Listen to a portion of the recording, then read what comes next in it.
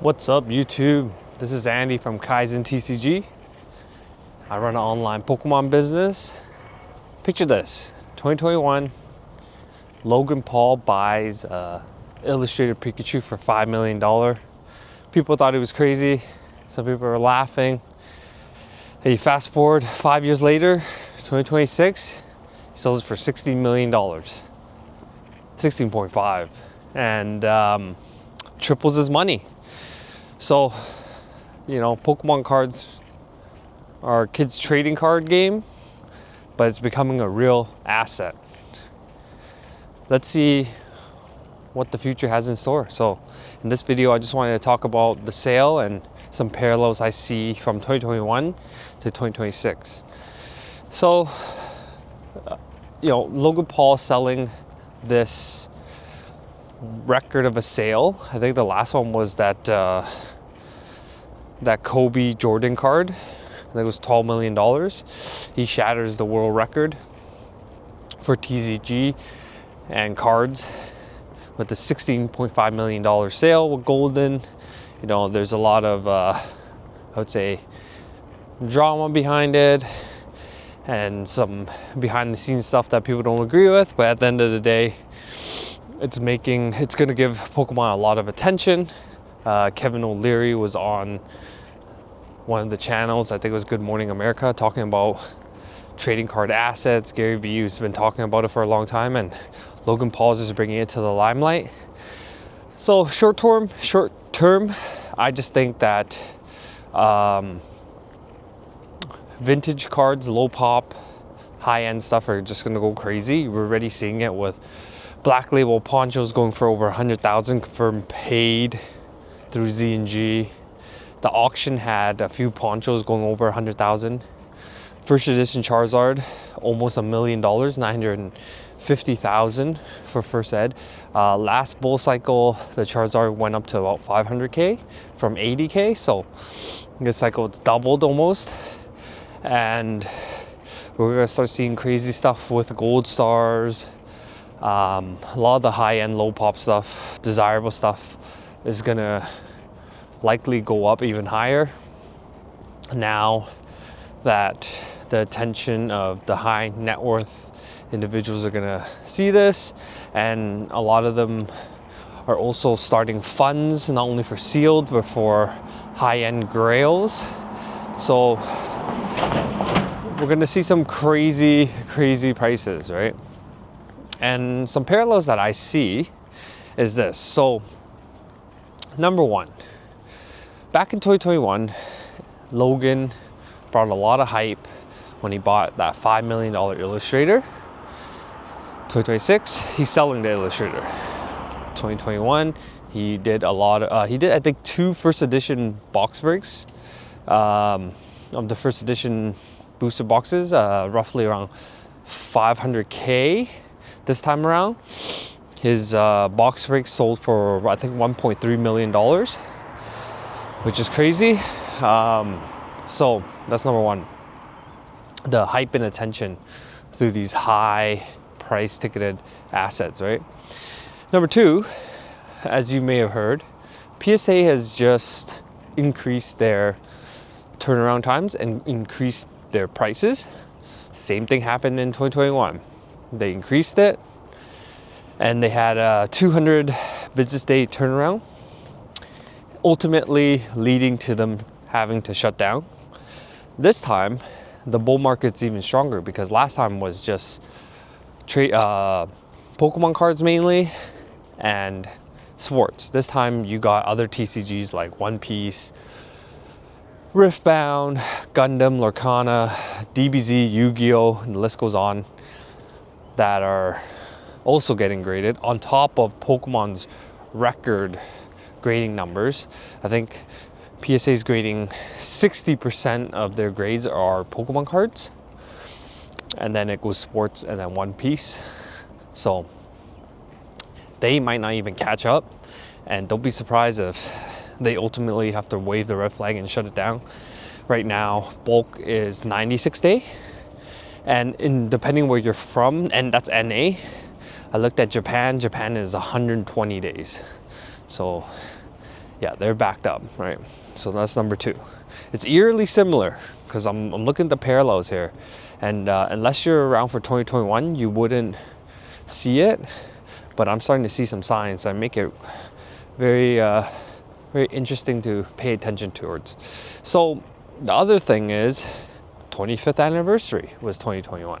So 2021 anniversary set came out, very hyped, very expensive at the beginning, selling over MSRP, 2x MSRP, and Pokemon reprinted it to the ground, which ultimately crashes the price down.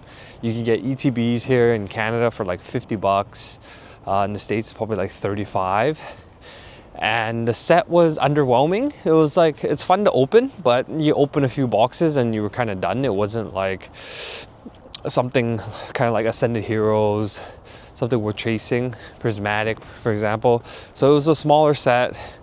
It was widely available, and as that was kind of the blow off top for the hype, and then it just trickled down from there, and we entered a bear market into 22, 23, and 26 marks the 30th anniversary. So we don't know what they're gonna do.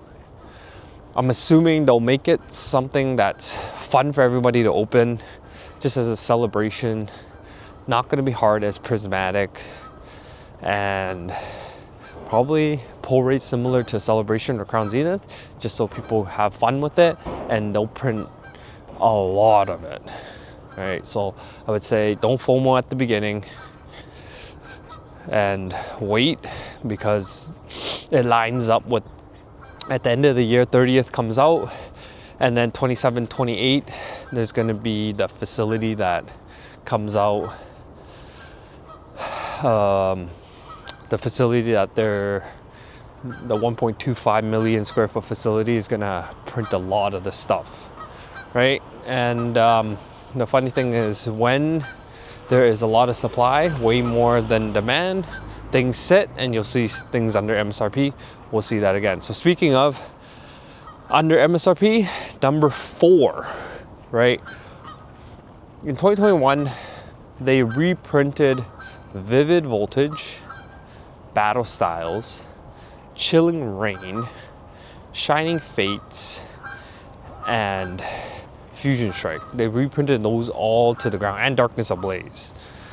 All those boxes initially came out, went up almost double, from 150 to 250, almost 300, and they reprinted it to the ground. And then we saw product under MSRP, and they were sitting at stores for a long time. They were sitting on Pokemon Center until last year.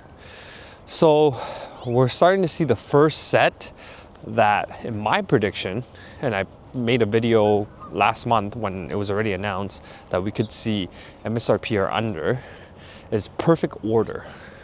Perfect Order, the Japanese version of the set, is not doing very well. They're trying to fire sell it, and a lot of streamers that have this box are not selling much of it, and then vendors or suppliers in Japan are trying to get rid of it for cheap. So there's that. So I think Perfect Order, mid set, Starmie, Meowth, Chase, nothing, you know, if you want to open for a cheap price, have fun, sure, but that could be the first set that goes to MSRP and under. People thought it was going to be Mega or Phantasmal Flame, but the market's been resilient and stronger. And that being said, Perfect Order is going to be beginning of that, and let's see if they're able to reprint some sets going forward that could bring down the price. Just hang on here, sorry about that. There's a car approaching.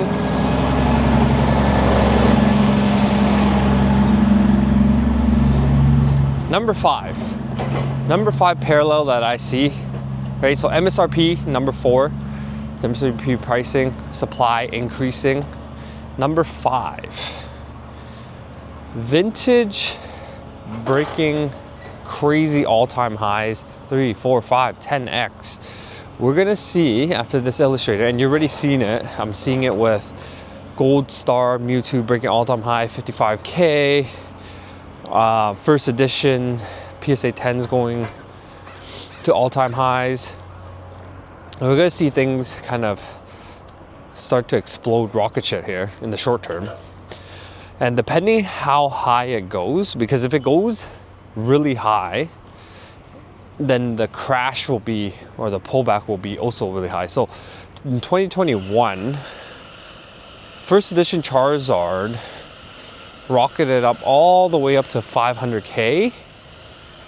And by 2023 into 2024, there was sales for, I think, under 200K. So you're looking at a 60% retracement on the most iconic, valuable, one of the most valuable chase cards. So if a first edition Charizard 10 can do that, what do you think about everything else, right?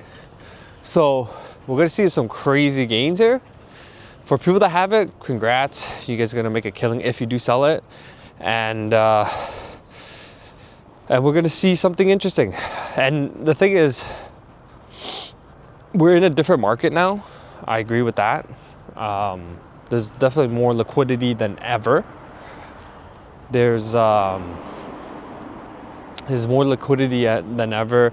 There's vending shows, there's consignment, there's rip and ship, there's streamers. There's just so many ways. Facebook groups, there's so many ways to move product, sell product, and kind of liquidate, that there's just so much more money in it now. But once demand kind of simmers down and the dominoes start to fall, you can see prices falling. Now, this bull market can last another 5 years for all we know. I have no idea. But I'm just pointing out parallels that I see to 2021 that may play a factor in 2026. And a lot of this stuff is cyclical. And we've been going up and up, and let's see if things continue to go up. I'm gonna pay attention. I'm gonna keep creating videos for you guys and just document the journey. And this is just my own opinion. I don't really, I don't know much, right? I'm just talking my truth, and take it for a grain of salt, take it for 2 cents, my 2 cents. But I just think be careful with buying things that are red hot, all-time high. Like ponchos are going crazy. I went to the shows. They're still liquid. They're still going for dumb amounts. And 20K, 30K ponchos, it can easily retrace to 30, 40, 50%. So don't think that just because you see it keep going up, it's gone up 30% in the last 2 months, that it can't retrace. The higher it goes, the faster it can fall. So, Logan Paul's $1.6 million or $16.5 million sale is definitely a game changer. It was definitely higher than what I was expecting. I made a video on it. I was thinking, 8 to 10 million, but exceeded that as well. And it's gonna bring a lot of attention to the hobby. It's already hitting the mainstream, and a lot of money could be flowing in the short term here into more desirable vintage stuff. And for modern, I think modern's fine. Ascended Heroes ETB comes out this Friday, and the hype continues, and this bull run keeps going. So we'll continue to monitor things, and I'll make more videos to share my findings and my thoughts on everything. And if you enjoyed this type of content, feel free to like, comment, and subscribe. I appreciate everyone checking out the video. You guys have an awesome day. And yo, peace.